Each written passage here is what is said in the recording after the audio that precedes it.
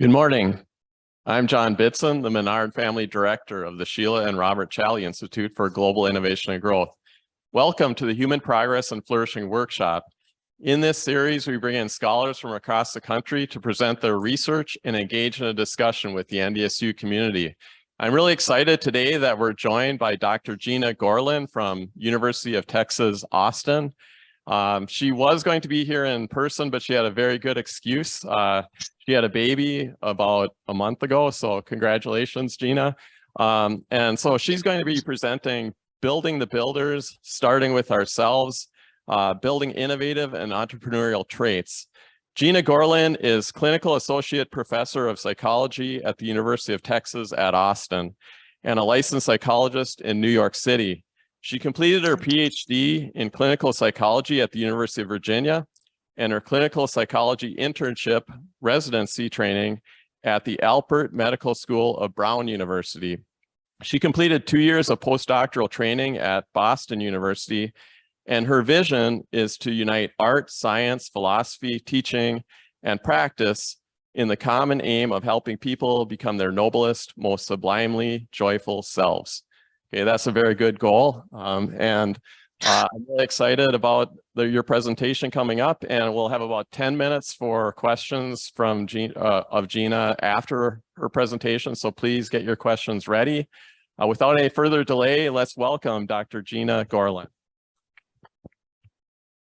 Thank you so much for that kind introduction, and thank you for having me. I'm honored to be part of such an excellent workshop series. So to start, let me just say a few words about how I got onto this whole topic of building the builders and what exactly I mean by it. You know, who's a builder and what does it mean to build one? So why am I a clinical psychologist who until recently was focused on researching things like anxiety, depression, ADHD? Why am I here giving you a talk on the psychology of building? So truth be told, I've been sympathetic to, let's call it the builder's cause, for quite some time. But the specific impetus for making this a more explicit career focus was actually COVID. How poorly prepared we were for COVID, for a pandemic, of this scale, both as a society and arguably as a species, but also the inspiring calls for more aggressive innovation and technological progress to increase resilience against future threats of this sort. Right? The rise of a progress movement, which I imagine also has something to do with the existence of this institute and this workshop series. So for example, you may have seen this piece by venture capitalist Mark Andreessen that went super viral in April of 2020, in which he enjoined us that it's, quote, time to build. Okay, so quoting a bit from the piece, quote, "Our nation and our civilization were built on production, on building. Our forefathers and foremothers built roads and trains, farms and factories, then the computer, the microchip, the smartphone, and uncounted thousands of other things that we now take for granted, that are all around us, that define our lives and provide for our well-being we want for our own children and grandchildren, and that's to build." Really moving, powerful words, certainly when I read them. But the thing is that building is really hard. Being a builder is really hard.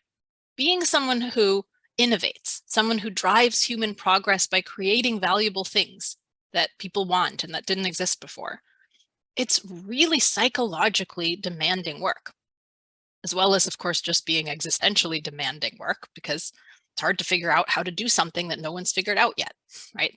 So if you want to build something really ambitious and new, like say a tech startup, for example, it's really, really hard in ways that at least on the surface look and sound very similar to struggling with depression or anxiety or ADHD, which in fact we also know are fairly common among entrepreneurs and ambitious builders. Ben Horowitz, who is the other founder of the venture capital firm Andreessen Horowitz, coincidentally, eloquently captures the innovator's struggle in his book, which I love, The Hard Thing About Hard Things. According to Horowitz, this struggle is universal among great innovators, and it is unsparing. Just to quote a few highlights, it's where self-doubt becomes self-hatred. It's when you want the pain to stop, It's the land of broken promises and crushed dreams. It's where your guts boil so much that you feel like you're going to spit blood, and so on. And as he goes on to explain, it is where greatness comes from. Ooh. Now, I'm not sure that I agree with Horowitz on this last point. The struggle may or may not literally be where greatness comes from, and it may or may not be strictly necessary for every great innovator to experience it in quite the form that he describes here. But he's absolutely right that most great innovators do experience it, and that this is at least partly due to the nature of what they're trying to do. Not anything that's wrong with them per se. Okay, so in this light, innovation turns out to require a lot of psychological support, which is both like and also unlike the standard psychological support that's available for things like clinical depression or anxiety, because the struggle in this case is not inherently disordered, right? It reflects the real responsibility and risk and uncertainty that we take on when we choose to build something great and new, something worth building, and to lead other people in that endeavor, which is well nigh, inevitable for us to need to do if we want to really build something at scale. Most successful innovators have failed at least a few times in often really big, painful ways. Most of them have gotten turned down by countless investors or other stakeholders who told them that what they were doing didn't make sense or would never take off. And they've had to tell other investors and stakeholders that, sure enough, they've spent all their money and they have nothing to show for it. A lot of the work I've been doing these last few years has been to try to understand through direct coaching and experience and research with ambitious builders of what it takes psychologically to navigate these very real challenges, to navigate them well, while building oneself as a whole person alongside whatever ventures one is building. And also, of course, what we can do to cultivate these characteristics, these needed traits and resources in ourselves as well as in others. How do we turn ourselves into builders? So what I want to share with you today are some of my distilled takeaways to date. So with that said, let's dive in. More versus less resilient or effective innovators can be boiled down to a difference in mindsets. Okay, by a mindset, I mean an internalized, psychologically ingrained perspective on life and on oneself. When we have a perspective like this ingrained in us, it shows up in lots of different ways, some of which we may not even be aware of. It shows up in how we feel in reaction to situations in our lives, both big and small. Kind of what tears us up, what makes us want to run away, what makes us feel paralyzed, what makes us excited. Okay, it shows up in our self-talk, as we will see, and kind of how we tend to talk to ourselves, how we interact with other people, right? What kinds of actions are harder versus easier for us to take or to kind of make into habit. Okay, it's really, when I say ingrained, right, I mean that it's kind of like part of the furniture, part of the basic makeup of our psychology. And importantly, we don't necessarily just have one of these. Okay, we can have multiple, sometimes conflicting mindsets that we've internalized throughout our lives. And in fact, I have found that this is the default. This is the natural state of affairs for most people. Okay, most people have certain mindsets that get turned on, get activated in some situations or when triggered by certain kinds of contexts or events. And they have other mindsets that get triggered at other times. Okay, they get activated kind of into their victim mindset in one circumstance, whereas in another circumstance, they feel really powerful and efficacious and like nothing can get in their way, right? And in fact, those mindsets interact in subtle ways that are also really hard to fully kind of detect and understand, right? So it's important to realize our mindsets aren't necessarily defining of who we are, but they push on us, they affect us. And if we want agency over them and over ourselves, we need to figure out what mindsets are actually operative in us, okay? And this is a kind of funny picture to illustrate this idea. This is my toddler, Alice, who is exhibiting both of the two mindsets that are on display in this little, I guess, excerpt, little cutout of the famous School of Athens painting of Aristotle and Plato. She's like, yes and yes, but you get the idea. Okay, so here, what I'm going to share with you now are two very common mindsets that have come up in my work with startup founders and other ambitious people, particularly when they're dealing with setbacks or difficulties of the sort Ben Horowitz was describing as the struggle. Okay, these aren't the only two mindsets, one can have or one can sort of be in, but they're very pervasive, I've found. And these are my own names for them, which I know are deliberately kind of stereotypical and not meant to be a knock on any literal drill sergeants or, as we'll see, Zen masters who might be in our midst. So on the one hand, there's what I've, again, come to call as shorthand, the drill sergeant mindset. So how does this mindset, first of all, show up? We'll see later, like, what is the underlying perspective on the world, on ourselves that might be getting manifested in this mindset. But let's first start kind of closer to experience. Let's first see how it tends to show up in our minds and in our actions and in our emotions. So the drill sergeant is that familiar, probably to many of us, voice of judgment and criticism that tries to motivate us primarily through threats and insults directed at ourselves, right? Like when we say things to ourselves like, get back to work, you lazy idiot, or what the bleep is wrong with you, or you'll never be good enough, or there, you did it again, right? So that's kind of mean to us. It's very critical. That's never quite satisfied. And the main function of the drill sergeant really seems to be to kind of keep us in line with our own goals, right? Oftentimes with whatever difficult, demanding goals we've set for ourselves. I need to get straight A's. I need to get into this prestigious program. I need to get funding for this startup idea. I need to make sure that, I haven't kind of messed up in some way or fallen into some blind spot that's going to mean that I fail, right?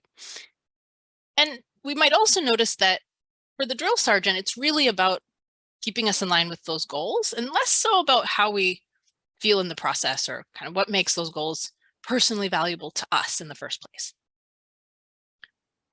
On the other hand, the main antidote that our culture offers for this kind of ruthless, soul-crushing perfectionism of the drill sergeant is what I've come to call the Zen mindset.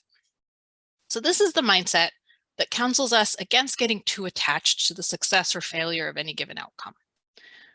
After all, we can't directly control what's going to happen, whether we succeed or fail, right? Especially when so much of success or failure depends on other people and how they behave, whether they see what we see, whether they're just and fair to us, right? And we know people are often unfair and unjust, whether we get the same kinds of opportunities that other people get, et cetera, et cetera.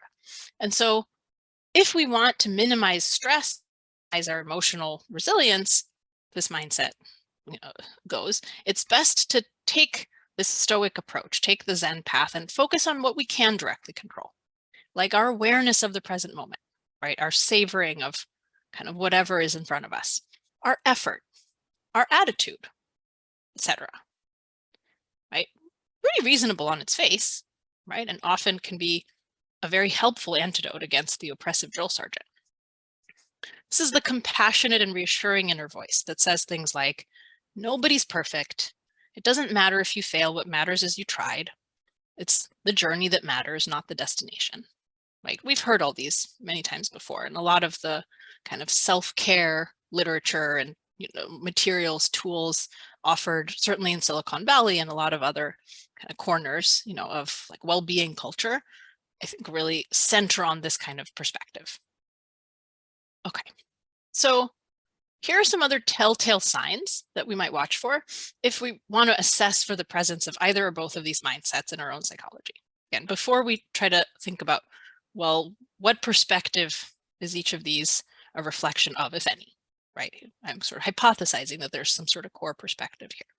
So on a motivational level, the drill sergeant, like I mentioned, is all about getting the outcome, right? Whether that's straight A's or a promotion at work or a successful fundraise, kind of regardless of how you get there. Whereas the Zen mindset is sort of a corrective for that emphasis on outcomes, right? It's all about the process over the outcome. It doesn't so much matter if you succeed or fail, so long as you really showed up to the journey.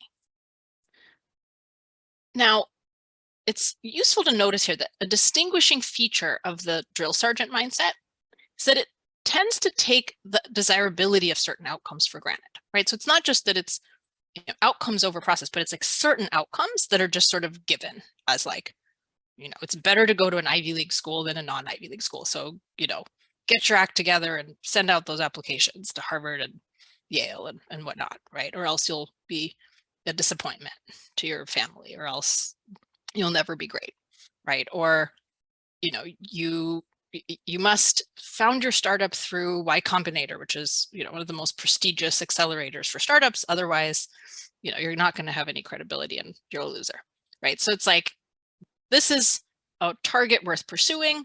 And, or, depending on what family you grow up in, you need to be a doctor, or you need to be a lawyer, or you need to contribute to charity, right? Like it could be any number of outcomes that live in your mind as the good outcomes to pursue, but there's not much questioning of like, well, is this actually something I want, right? It's sort of just taken for granted that like, yeah, thou shalt, you should, to be a good person, you need to achieve XYZ.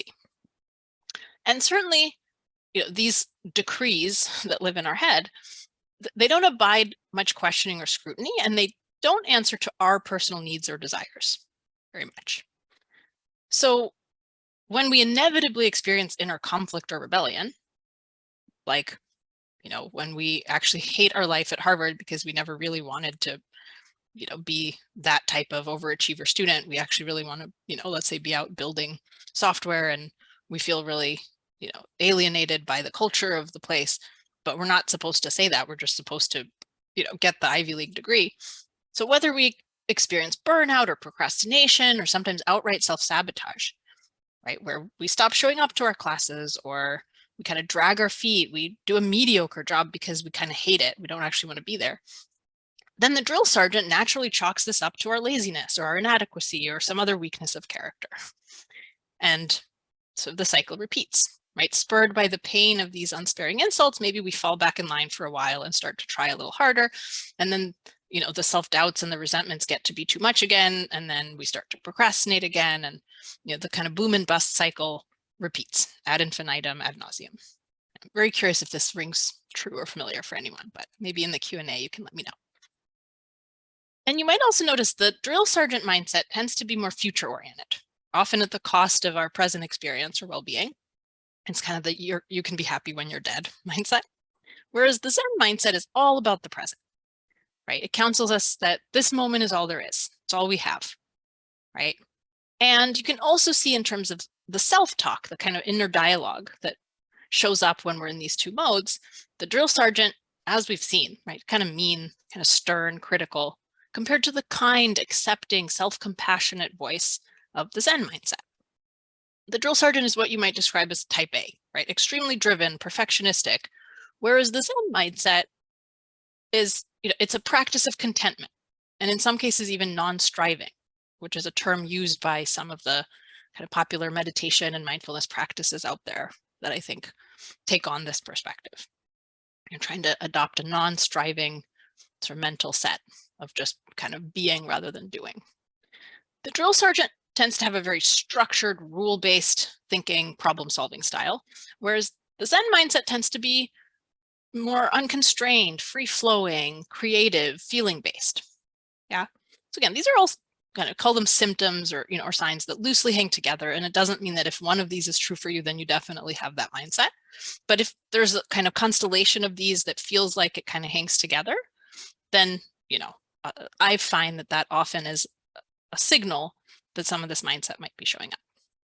So many people think about these mindsets as being kind of opposite extremes, right?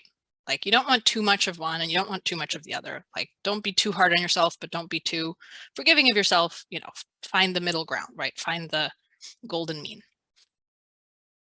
But I contend, I'm going to kind of throw out a hypothesis here, that actually there's more in common to these mindsets than meets the eye once we consider what is that underlying worldview that they manifest. Okay, with each of these mindsets, you can kind of see how the picture of the world, okay, on which we either kind of have to be at the mercy of these fixed outcomes that we have to not fail at, right, in order to kind of prove ourselves, in order to not be in trouble, or where we need to detach ourselves from specific aims, from specific results, so that we don't feel too much pain, so that we don't suffer, when inevitably things don't work out our way. Like, both of these perspectives kind of imply a dismal picture of the world. I would argue that it's some version of a world that's kind of threatening, mysterious, hard to navigate, a world where we don't have much agency. And I know agency has been a theme, in some of the most recent talks in this series, and very much a core theme of my work. To kind of invoke a famous line in a poem by A.E. Housman, this mindset kind of, I think, it resonates with this line, I, a stranger and afraid, in a world I never made. Both of these, in their own different ways, I think reflect, the idea that suffering is kind of the rule and the norm, and our life is kind of at the mercy, whether it's of goals that have been like dictated to us from on high, from some external authority that, we sort of have to seek permission from in order just to like not be in trouble, not be yelled at, to be left alone. And that's kind of the best we can hope for on the drill sergeant mindset. Or that's still true, and the way to deal with it is just by not caring that much, right? If we're kind of on the Zen mindset. But either way, there's this assumption that life is kind of a zero-sum game, where any given decision, it's a trade-off between these conflicting pains that we might inflict on ourselves, okay? Either we choose self-care at the cost of being really successful and ambitious, right? Like, we choose to get sleep at night and to mind our mental health, to sometimes take a break, but it comes at the cost of being able to really succeed as a startup founder, right? Kind of hustle culture is famous for this. It's like, if you take time off on the weekends, then you're not working hard enough and you can't be a successful founder. Like, wow, right? Or we choose success and ambition at the cost of our own well-being, right? So we choose to kind of live the hustle culture life, or we choose to give it up. Okay, the best we can do on this perspective is try to balance these conflicting forces so that they end up in some kind of equilibrium. Give up some success and some well-being, so we don't have to give up too much of either. Mix in some drill sergeant and some Zen master, so we're not too stressed on the one hand, but we're also not too underachieving on the other hand, and so on. And if this perspective were true, and historically there have been times where very reasonably I wouldn't expect anyone to believe otherwise, right?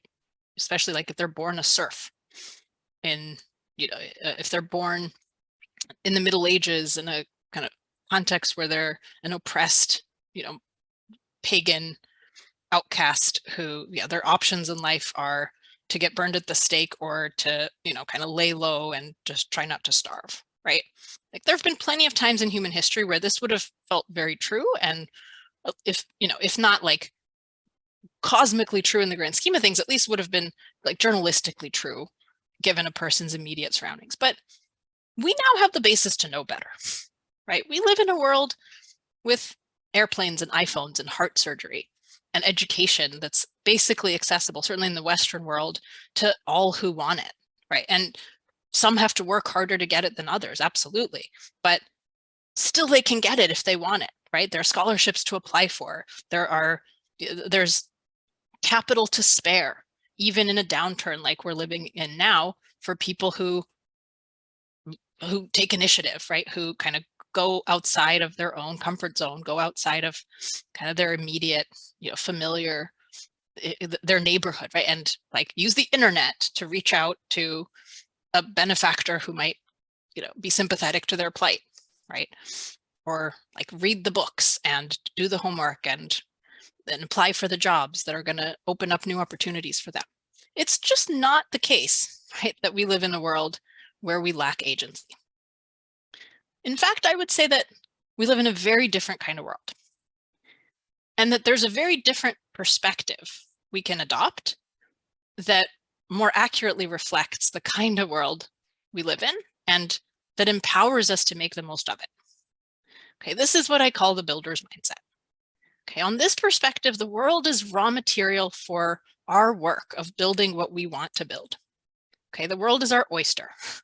To use another, famous line of poetry, the world is mine to win. On this premise, part of what this means, if we take it seriously, is that we can figure things out, right? And we can make things happen by applying our intelligence, right?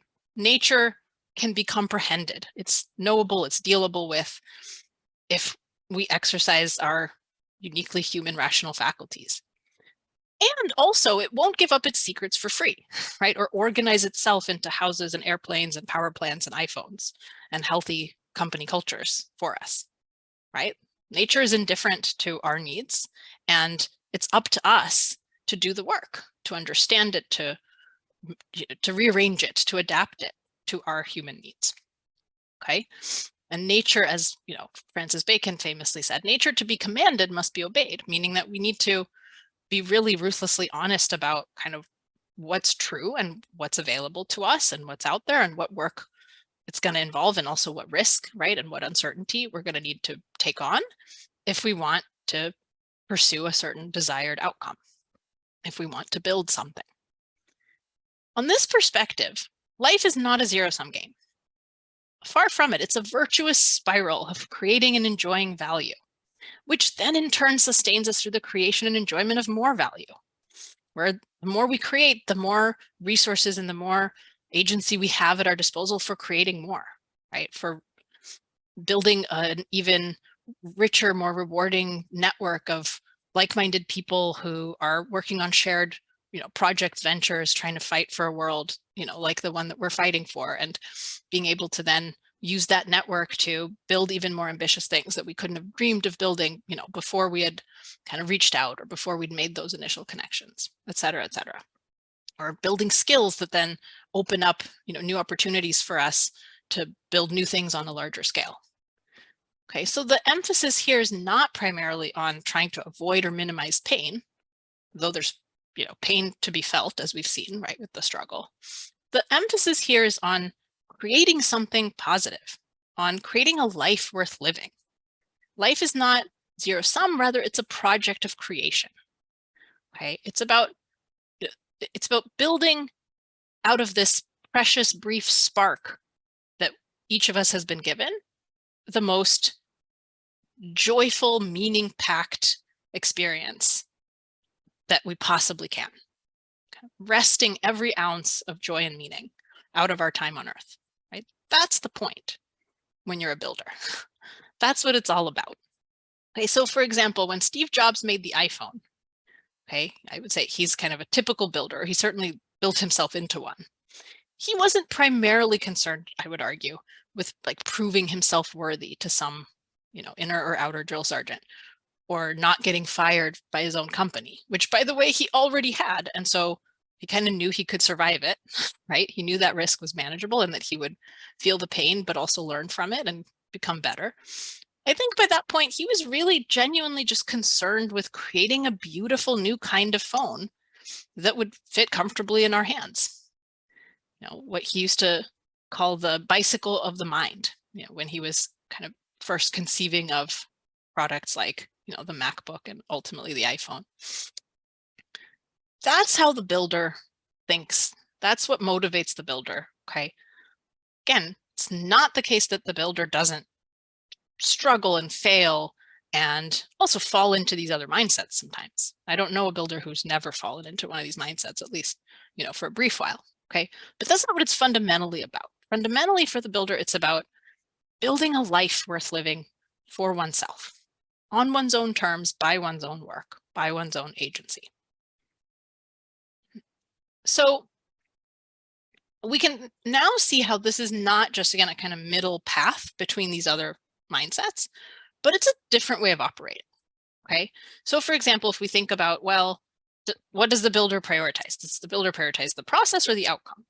I would say that that's a kind of incoherent question on a builder's mindset, because how can you sever the thing you want to build from the process by which you need to build it? Okay, if you don't, for example, if you really want to spend your life building skyscrapers, if you want to be an architect, but everything about the work of, drafting blueprints and investigating, the site and the landscape and the raw materials and dealing with contractors and dealing with customers, like everything about that is just really loathsome and onerous to you, You don't really want to build buildings. That's not how you want to spend your life, right? The two go hand in hand. If you're choosing an outcome, you're also kind of choosing the causal mechanisms by which that outcome comes about, because you're the one in charge of building it, right? So you don't think in terms of dogmatic shoulds like the drill sergeant, but rather in terms of effects and causes, right? You take what you want and you do the work to pay for it, right? And if you don't want to do the work, then you don't really want the outcome. So this means that, for example, you're willing to do all kinds of unglamorous grunt work if you can truly see how it moves you closer to a chosen goal. And that you're not willing to jump through meaningless hoops just because it's what others do or what someone expects of you, if you don't see the ultimate payoff. Okay, you don't take anyone's word for it that, like, if you don't want to be a loser, you should go to an Ivy League school. Like, why should I? What's in it for me? Is what you would ask if you're a builder. Okay, so even when you're doing, say, the grunt work of like looking for an office space or jumping through legal hoops, reading through pages of incorporation documents so you can get your new company set up, or you're waiting tables to pay for voice and acting lessons while you go to hundreds of auditions so you can eventually get that big break as an actor. Okay, you might get exhausted and bleary-eyed, and you might need a break sometimes. And you might even question, why am I doing this? You might struggle in all the different ways that, Ben Horowitz describes. But you don't really burn out because you see how all this is part of the work of building the life you want to build. And therefore it is part of that life. I am living the life of a struggling artist, right? And it's worth it to me because that is a life that's worth choosing. It's a glamorous life. It's a heroic life. It's a creative and inspired and dynamic and rich life. And I want it with, warts and all. Or not, right? And that's okay too, because ultimately it's your life and it's your choice what it is that you spend your precious time and energy on building. Okay, so likewise, from a builder's perspective, if you discover, let's say, a fatal flaw in your design, or you realize there's no market for the product that you're building, that should hurt, right? Unlike the Zen master who, it's okay, who's just sort of kind and accepting of whatever failure, success, it's all the same. If you don't care about the outcome enough to be hurt if you don't get it, then you might want to question why you're spending all this time and energy trying to build it. You should care, right? If you've chosen a worthwhile project, a worthwhile goal, like you want that to hurt. You want it to matter, but you want it to hurt in the way that a missed opportunity hurts, not the way that like a gun to your head hurts, right? Or like the rejection of a demeaning parent hurts. This is even true if, for example, let's say you're building a software app and you discover a bug in your software that puts users' privacy at risk. So it's really bad. Right now, this would rightly cause a pang of guilt, which then spurs you to action to warn your customers and pull your product until you can debug it and figure out, what's wrong and put in new safety measures to ensure your users' privacy. But all this would come from a place of really wanting to create this experience and provide this value for your users. Not so much from a place of like fearing some divine judgment that will smite you if you don't prove yourself to be a good enough company leader, right? Or a worthy individual. That's not really so much the focus, the way that it is with, the drill sergeant mindset. Okay, and kind of what you care to be driven about, what kind of the kinds of standards that matter enough to you that you're really rigorous and really, really demanding with yourself about them.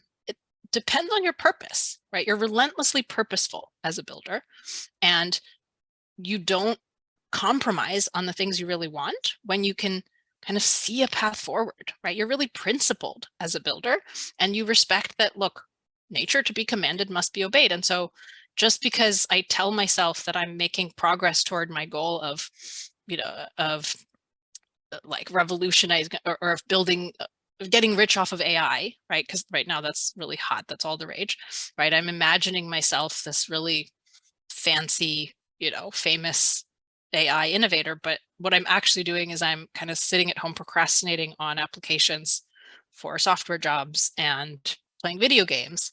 But like, I'm not actually getting closer to my goal, right? And you're not going to just be content with that if you're on a builder's mindset, because you know that life is passing you by, right?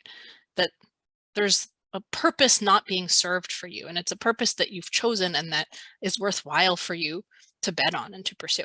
Or perhaps you haven't found that purpose yet. And then the builder's mindset would kind of motivate you to really search out a purpose that's worthy of you, right? And worthy of your time and energy. We'll kind of say a few things in a minute about what that might look like. A few other ways that we can kind of notice and think about the difference between these two conventional mindsets on the one hand and the builder's mindset.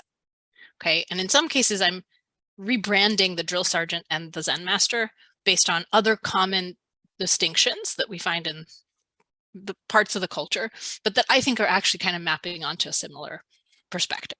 Okay, so in startup world, sometimes I've heard these two approaches described, like, are you a missionary founder or a mercenary founder? I think it's really interesting how these two approaches kind of fit the two sides of this false dichotomy as I see it. Okay, where as a missionary, you know, it's not about you, it's not about your needs, it's not about your personal goals, it's about some higher mission that's kind of an unchosen cause for which you've been, you know, recruited, toward which you are being put in service, and you need to prove yourself worthy of that cause. And if you fail, that means that you're unworthy of it. Okay, so goals are kind of, they're like barometers of worth for you that come from some external standard out in the world, you know, based on what you've internalized from friends or from school or from your parents or wherever.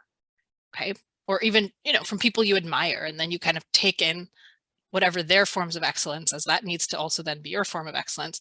And then you're a martyr to that cause, okay, to that kind of fundamentally unchosen cause, okay? You're a martyr, you're suffering for a cause, for the sake of proving something. As a mercenary, it's kind of more of a take it or leave it attitude, right? Like, you'll do it so long as you're getting paid. You'll do it so long as it's not too stressful.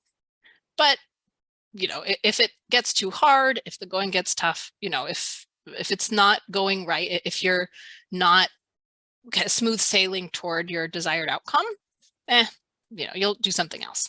Okay, kind of a fair weather pursuer of this goal. What about the builder? Again, I think this is a radically different third alternative to these first two that founders are often presented with as like, which one of these do you want to be? I say neither. I say be a builder. Okay, so as a builder, unlike the missionary who is in it to prove something, the builder is in it because there's something they want to build. Like, I really want to see a world where the iPhone, you know, is in people's hands. I really want to see a world where people can, at the, you know, click of a button, get really good answers to any question that they ask, and you know, they can get it in natural language, and that would be such a cool thing. And I can kind of see how this technology could actually lead us there, and it's really exciting to me, the prospect of figuring that out, of solving that problem. Like, I could really see myself, you know, nerding out over the code involved, right? Like, I want it. This is something that I would like to put my energy and time toward making happen. It's just such a different motivation, right? And it's so much more about like the positive. It's about the thing that you want to move toward, and the chosen, right? This thing that excites you, that energizes you, so long as it does, that you're willing to put a whole lot of work and energy, right? And you're willing to undergo a great deal of, you know, turmoil, right? You're willing to undergo setbacks and to kind of stay the course, so long as that desired end is still worth it to you, right? And so long as the process of building it is still worth it to you as part of what it means to, you know, be creating this thing. Okay. What about, I think it's also really useful to look at kind of the drill sergeants, the Zen masters, and the builder's relationship to fear. Okay. The drill sergeant, we've already kind of seen that the drill sergeant uses fear, right, to motivate us. Fear is kind of ever present, and it's just the way of life, right, for a human being, because threats are everywhere, and because, you know, the best you can do is to kind of avoid punishment or avoid getting shot in combat, which is where the original drill sergeant mentality probably developed, right? We're like, yeah, there are bullets shooting at you, so you can't afford to worry about your feelings, right?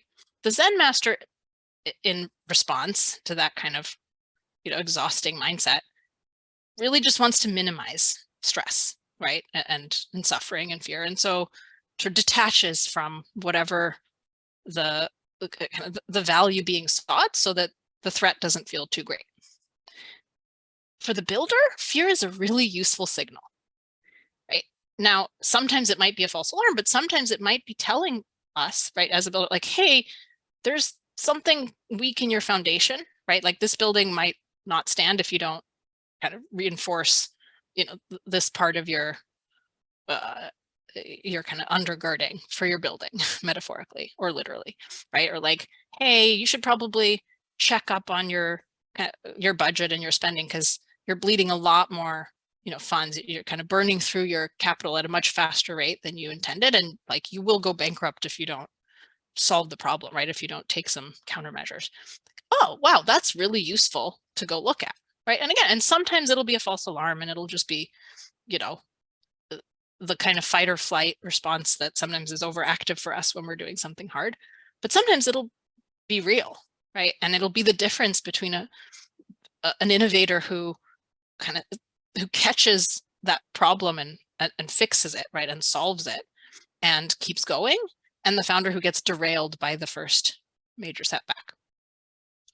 So in the spirit of time, I'm going to kind of skip some of these optional other kind of nuances of how we might notice the 3 different mindsets showing up for us. And I'm going to say a couple words about what to do with all of this.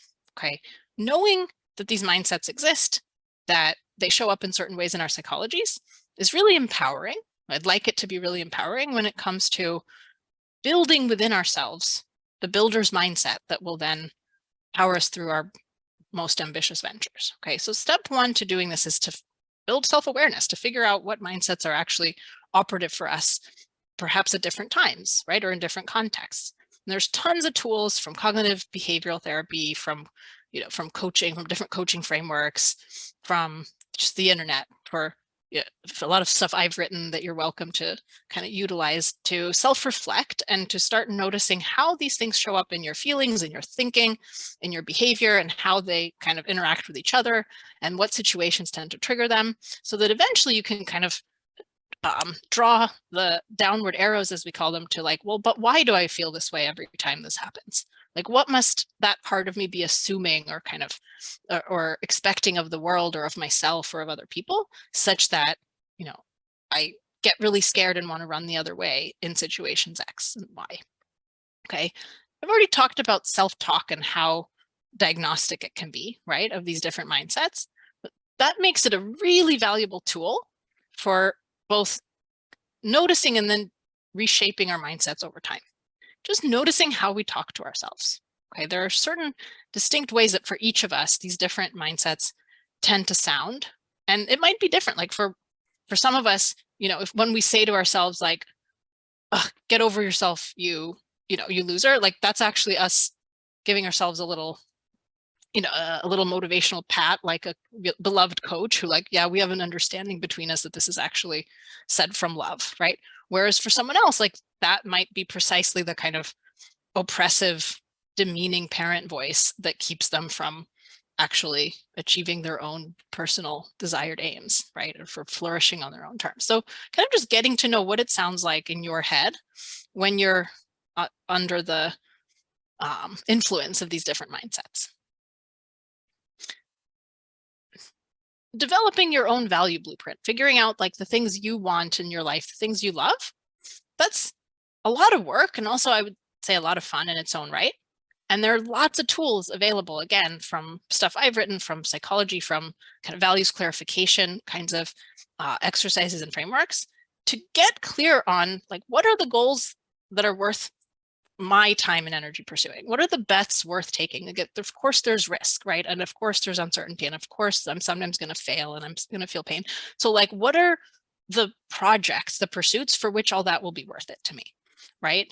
And what might my life look like if I, choose to be a software developer, if I choose this major, and then if I, go to graduate school to study this field, and like, who are the people out there and how do I connect to them, right? You're going to have to go outside your comfort zone routinely in order to really expand the range of possibilities, right? To really explore that wider world that is your oyster, right? That is yours to build on and to work from. You got to first go and find out what's out there. And that can be really scary and really hard in and of itself, but in a way that, again, is going to feel worth doing. And if it doesn't, that's a useful signal, right? To kind of to look at rather than just white knuckling through like a drill sergeant. Here, I just want to notice the fact that, like, we're going to still have a lot of these mindsets rattling around in our heads as we work to consciously instill a new mindset in ourselves, like the builder mindset. But we have agency over what we do when feelings like guilt, shame, anxiety, induced by, say, the drill sergeant, or the kind of urge to detach, or the urge to withdraw that comes from the Zen master, or the kind of urge to put ourselves in the role of a victim, which is another common, kind of builder conflicting mindset. Like, when those things show up, there are things we can do to exercise our agency in the face of them, and ultimately even to reshape them, reshape how they show up. Okay, there are some core messages from psychology that kind of distill a lot of the combined techniques and scientific findings behind these different levers of influence that I've listed here. And really the core messages boil down to: feel your feelings counterintuitively, don't avoid them, because pretending they're not there doesn't actually make them go away. It just gives them more power over us. So, like, let yourself notice and acknowledge that you do feel some guilt or shame for not having gotten into Harvard, or for having chosen a less prestigious job or internship because it's what you actually want. Sure, feel it, acknowledge that it's there, and zoom out around everything else, including everything I've just spoken of in this talk, including what your actual interests and passions are, including, what the people you most kind of respect and admire have done in their lives and how kind of disruptive and unconventional they've been. And then keep building, keep doing the things that actually move you toward your chosen vision, even in the face of all of these conflicting feelings. And you'll find that over time, the feelings shift accordingly. They catch up to your actions and to your convictions. This, I'm not going to get into great detail about, but building self-trust is something I've been on about as a really crucial component of kind of becoming a builder. Like, we have to trust ourselves, and we have to build that trust, that credibility, just as we have to build trust and credibility from others who work with us, right? But even more so, because we can't help but work with ourselves. We can choose not to associate with someone else, but like, we have to know that we're not full of, BS in order to trust ourselves, especially with like really big bets and really ambitious ventures. So finally, I just want to end on a recommendation that you find inspiring exemplars. Find the builders who really exemplify for you kind of the whole messy struggle and all the growth that is entailed by living the kind of life that you really want and that you can really envision for you. Okay, for me, that's people like Katie Carrico, who struggled in anonymity for 40 years of rejected grant applications and low-paying academic jobs as a scientist in other people's research labs to pursue her far-fetched idea that mRNA could be harnessed to produce immunity against infectious diseases. Now she's hailed as one of the pioneering vaccine developers who delivered us from the worst ravages of COVID. Okay, but she had to wait till age 67 to get that recognition. So just imagine how much she had to love what she was doing, how much curiosity, right, had to be kind of in the driver's seat for her to just persevere doggedly through years and years of nobody else really, giving her recognition, not getting the high status or high paying jobs that others are getting in her field. And I don't think she did it as a martyr. I think if we kind of listen to her speak, if we read about her biography, we see that like she did it for the love of the question. She really wanted to figure it out. She was onto something and she wanted to build the thing. I've already mentioned Steve Jobs and the ways that he built himself into, I think, a really kind of monumental example of a great builder, but he wasn't always one. He was, as this really great biography puts it, he was a reckless upstart at the beginning of his journey. And it took a lot of work to develop himself and a lot of painful setbacks to become a really visionary leader. Finally, maybe the ultimate example, right, of a builder who had roadblocks to overcome, Frederick Douglass, born and raised a slave. right, who taught himself to read and write in secret by trading food for lessons from neighboring white kids. Talk about an entrepreneurial spirit, right? And escaped slavery at age 20 to found his own newspaper and ultimately build one of the world's most inspiring oeuvres of abolitionist literature and oratory. Just think about the courage, the intellectual independence, the perseverance, the confidence in their conviction that these people had to muster to do what they've done. Which leads me to the question, how many more of us could become Katie Carrico's, Steve Jobs's, Frederick Douglass's if we knew how to build those qualities in ourselves? And then consider very seriously, just how insurmountable are the threats or the challenges, the internal or external obstacles in your path to building the life you really want to build? And what risks would you be willing to take such that when you reflect back at age 80 or 100, you'll thank yourself for having taken them? Thank you so much. And I know I probably went a little bit over whatever time would allow for a full question period, but I hope we at least get still a little bit of room for questions. So thank you. Thanks, Gena, for your great insights. And so we'll go to questions from the audience. Do we have questions?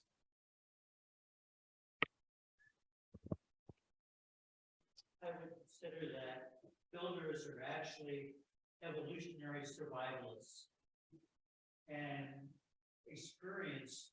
experiencing the pain is what helps them achieve. Thoughts? Okay, so the question is, you would consider builders to be evolutionary survivalists, and experiencing the pain is what has helped them to achieve. So do you have thoughts on that? Interesting. So I'm going to unpack that a little bit, because the evolutionary in that sentence is what gives me pause.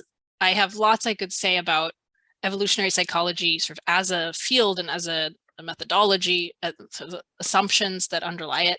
I'm a critic of a lot of evolutionary psychology, partly because I think agency kind of has no place in the theoretical model on which evolutionary psychology even gets off the ground. Like, there's this kind of assumption that we come built in with motives and with drives and with kind of like reasons for action that, in my experience, we absolutely don't come built in with. We learn and we choose, and we can change ourselves, and people differ in ways that are at least kind of largely, if not entirely, predictable based on those cumulative choices that they make, right? And so I think it can be confusing and I think and misleading to attribute what may be real patterns and real differences in people to an evolutionary, what I think is a just so story, because it's also impossible to prove any of the kinds of hypotheses you hear, but like the reason men cheat is because when we were hunter-gatherers living in caves, it helped them to spread their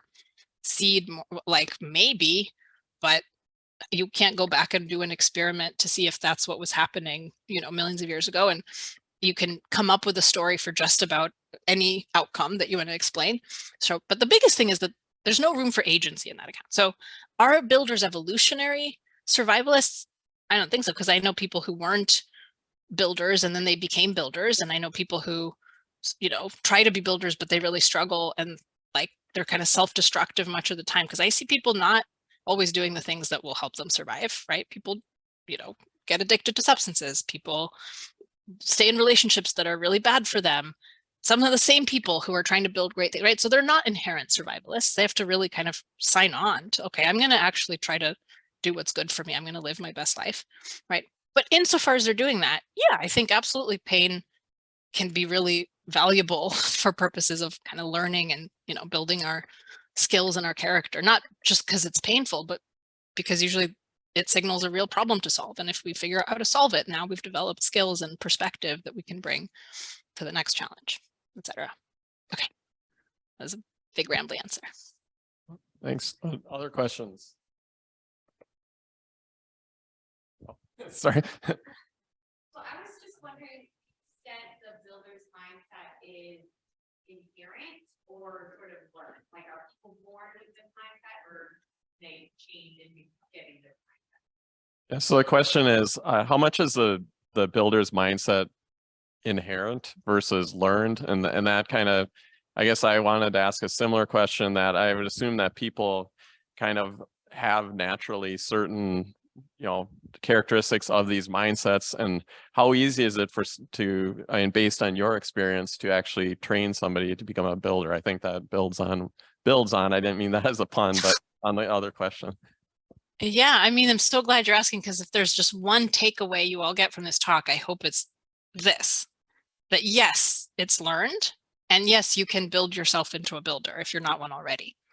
And that these tools I'm talking about, and these different, like the whole project of figuring out what are these different mindsets and what are the perspectives underlying them, it's all in the interest of helping people make choices about the mindsets they want to learn and internalize, and to be able to then consciously practice a mindset that might not already be second nature to them, which often it won't be, right? Like you can practice facing fears that you've always avoided before. And that's so well established now by all the research on evidence-based therapies for anxiety disorders, for example, where we know people can overcome fears by systematically exposing themselves to the situations that scare them, even while they feel the fear, right? Even when there's everything in their mind is signaling like, no, no, no, run the other way.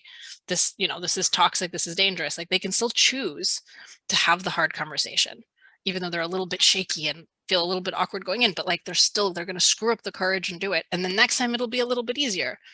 And similarly, like they can practice a different form of self-talk. And we know that that changes with time and practice, like, even to the point of like your brain architecture. Like if you do, I know people love neuroimaging findings that make things seem more scientific, which is like itself kind of a bias to watch for, but it is the case that if you do, a neuroimaging assessment, if you image someone's brain before and after a round of coaching or therapy where they've practiced reattending to their values or reattending to things that matter, and sort of disengaging from their rumination on what a failure they've been, like their brain looks different at the end of, let's say, a week of doing that practice. So yeah, absolutely. These are not innate. These are not inherent. These are learnable. And definitely we have dispositions that might make it easier or harder, for sure. I don't want to, sort of downplay that. Like for some of us, it's going to be way harder to learn the builder's mindset because like maybe we've been through traumas that really have shaken up our confidence in the safety, right, of the world around us, but also be like, we might just have a predisposition toward anxiety, sensitivity, to like where it's really easy for us to get alarmed and to feel, really kind of aversively physiologically aroused, or it's really easy for us to kind of go into a tailspin of negative thinking. And that's not entirely, that may be genetic in part, but we can also shift it with practice. So I hope that comes across. Yeah, great. So we're out of time, but again, a great message that we want to be builders so we can, improve the world and make things better. And so thanks a lot for being with us today, and I hope everything's going well with you. And congratulations again on your new child. And thanks again for being here. So My pleasure. Round of applause. Thank you so much.